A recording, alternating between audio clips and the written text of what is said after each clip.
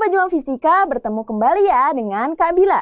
Di video kali ini kita akan membahas suatu besaran yang menyatakan perubahan posisi yang dialami benda yang bergerak. Nah teman-teman, di awal video sudah lihat ya, Alsa melakukan perjalanan dari rumahnya ke toko buku, melewati Jalan Diponegoro dan Jalan Pajajaran.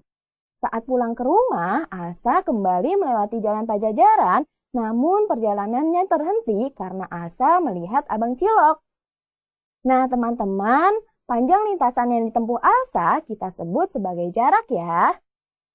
Jarak didefinisikan sebagai panjang seluruh lintasan yang ditempuh suatu benda yang bergerak dari posisi awal hingga posisi akhir.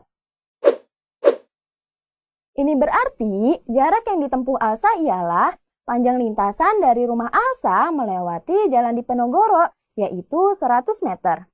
Ditambah panjang lintasan Jalan Pajajaran sampai ke toko buku, yaitu 50 meter. Dan masih berlanjut saat Alsa kembali melewati Jalan Pajajaran dan berhenti di Abang Cilok yang berjarak 50 meter dari toko buku. Sehingga jarak tempuh Alsa dari rumahnya hingga berhenti di Abang Cilok adalah 100 meter ditambah 50 meter ditambah 50 meter, yaitu 200 meter. Sampai di sini paham ya teman-teman? Lalu ada besaran lain nih teman-teman, yaitu perpindahan. Perpindahan itu apa lagi Kak? Perpindahan adalah perubahan posisi yang dialami benda dari posisi awal hingga posisi akhir. Perpindahan ini dapat digambarkan dengan garis lurus yang ditarik dari posisi awal ke posisi akhir benda. Karena posisi awal Alsa adalah rumahnya dan posisi akhir adalah tempat Abang Cilok, maka perpindahannya dapat kita gambarkan dengan menarik garis lurus dari rumah Alsa ke tempat Abang Cilok, sehingga perpindahan yang dilakukan Alsa sebesar 100 meter. Nah, sampai di sini teman-teman sudah paham ya apa perbedaannya antara jarak dan perpindahan? Kita sudah tahu nih teman-teman seperti apa konsep jarak dan perpindahan yang dialami suatu benda yang bergerak. Kira-kira kalau kita gambarkan kedua besaran tersebut pada sebuah grafik, akan seperti apa ya? Kita bersama teman-temannya mengikuti acara pramuka yang diadakan oleh sekolahnya. Mereka memiliki misi untuk mengunjungi 4 pos yang tersebar pada beberapa tempat. Namun syaratnya untuk mengunjungi semua pos, mereka harus melewati titik poin yang berada di antara ke-4 pos tersebut.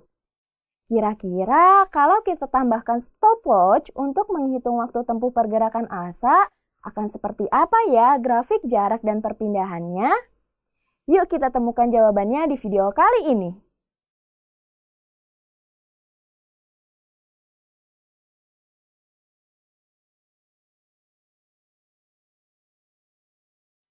Halo Pejuang Fisika, bertemu kembali ya dengan Kak Bila. Di video kali ini kita akan menggambarkan grafik jarak dan perpindahan terhadap waktu yang dialami oleh benda yang bergerak. Kita ambil contoh kasus Alsa dalam menjalankan misinya ya. Alsa dan teman-temannya mulai bergerak dari titik poin ke pos 1. Jika panjang lintasan dari titik poin ke masing-masing pos ialah sama, yaitu 50 meter, dan pergerakan Alsa diukur dengan sebuah stopwatch, maka jarak yang ditempuh Alsa dari titik poin ke pos 1 adalah 50 meter dalam waktu 10 menit. Kemudian, Alsa dan teman-temannya bergerak dari pos 1 ke pos 2 melewati titik poin dengan menempuh jarak 100 meter dalam waktu 20 menit. Begitu juga ketika Alsa bergerak dari pos 2 ke pos 3 melewati titik poin, ia menempuh jarak 100 meter dalam waktu 20 menit. Kemudian mereka bergerak ke pos terakhir yaitu pos 4 dengan menempuh jarak 100 meter dalam waktu 20 menit. Sehingga jarak total yang ditempuh Alsa dan teman-temannya adalah 350 meter. Maka pergerakan Alsa berdasarkan waktu tempuh dan posisi Alsa bisa kita catat dalam sebuah tabel sebagai berikut. Berdasarkan data tersebut, kita bisa gambarkan grafik pergerakan alsa dengan sumbu X merupakan data waktu tempuh dan sumbu Y merupakan data jarak tempuhnya. Maka jarak tempuh alsa dapat kita gambarkan dengan grafik sebagai berikut. Saat alsa dan teman-temannya belum bergerak, maka posisi alsa berada di 0 meter dalam waktu 0 menit. Ketika bergerak ke pos 1, posisinya bertambah 50 meter dalam waktu 10 menit, sehingga akan kita dapati bentuk grafiknya seperti ini. Saat bergerak ke pos 2, posisinya bertambah 100 meter dalam waktu 20 menit, sehingga akan kita dapati bentuk grafiknya seperti ini. Saat bergerak ke pos 3 juga demikian, bertambah 100 meter dalam waktu 20 menit. Begitupun saat bergerak ke pos terakhir, posisinya bertambah 100 meter dalam waktu 20 menit. Sehingga jarak tempuh alsa terus bertambah seiring dengan waktu tempuh yang juga bertambah.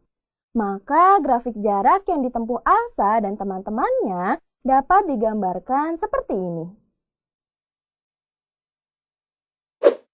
Lalu seperti apa ya grafik perpindahannya? Karena perpindahan digambarkan dengan menarik garis lurus dari posisi awal ke posisi akhir, maka perpindahannya yang dilakukan alsa setiap 10 menit dapat kita gambarkan sebagai berikut. Saat alsa dan teman-temannya belum bergerak, maka posisi alsa berada di 0 meter dalam waktu 0 menit. Ketika bergerak ke posisi 1, posisinya bertambah 50 meter dalam waktu 10 menit. Sehingga akan kita dapati bentuk grafiknya seperti ini. Saat bergerak ke pos 2, alsa bergerak melewati titik mula-mula, sehingga saat menit ke-20 perpindahannya menjadi 0. Ingat ya, perpindahan adalah jarak dari titik mula-mula ke titik akhir. Jika alsa kembali ke titik mula-mula, maka perpindahannya menjadi 0.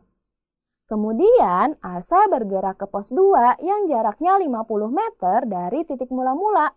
Maka perpindahan yang dialami alsa saat tiba di pos 2 atau pada menit ke-30 adalah 50 meter. Sehingga akan kita dapati bentuk grafiknya seperti ini. Saat bergerak ke pos 3 juga demikian. Karena melewati titik awal, perpindahannya kembali menjadi 0 pada menit ke-40. Saat tiba di pos 3, perpindahannya menjadi 50 meter karena pos 3 berada 50 meter dari titik awal.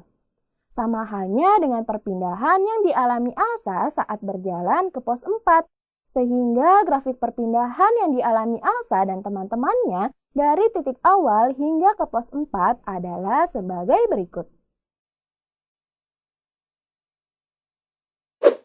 Sampai di sini teman-teman paham ya? Bagaimana menggambarkan grafik jarak dan perpindahan yang dialami benda yang bergerak? Penasaran seperti apa contoh soal dan pembahasannya? Yuk kita pindah ke video setelah ini ya. Sampai jumpa!